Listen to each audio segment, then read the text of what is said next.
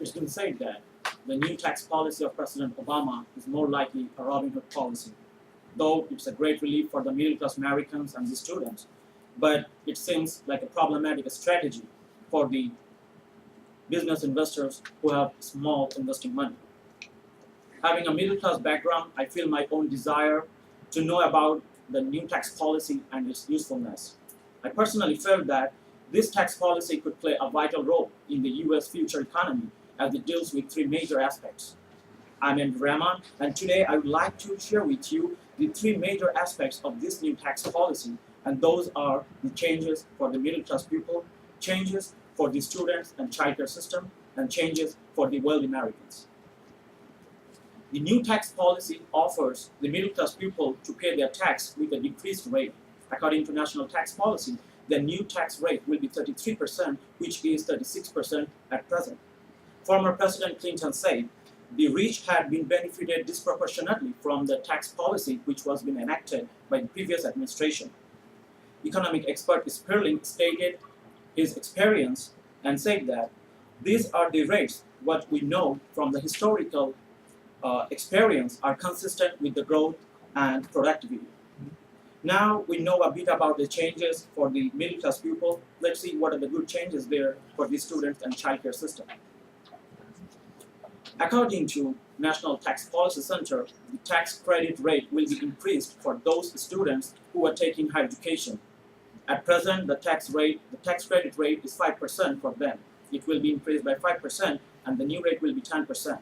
The Pell Grants will be increased by 5%, and the remaining debt from their student loan will be forgiven after 20 years. Additionally, if those students serve the public sector, their student loan will be forgiven after 10 years of their graduation. According to Washington Post, the increasing rate of tax credit for those families who have 2 children will be very beneficial for the child care. Their new tax credit rate will be 35%, which is 20% right now.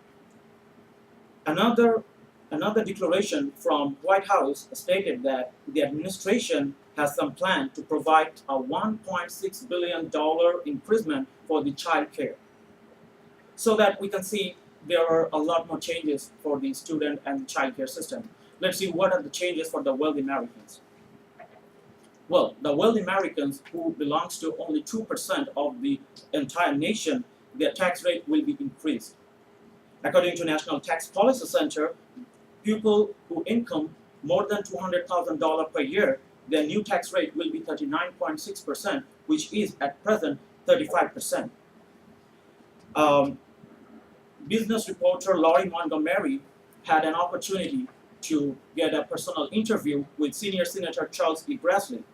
And in that interview, Mr. Grassley stated his fear by saying that more than half of the most successful small business, those that employ between 20 and 500 workers, would be targeted. Economist John Henry wrote an article on Cultural Stock on January 25th, 2010, and he stated his feelings by saying that it's a decent stopgap for our failed financial regulations.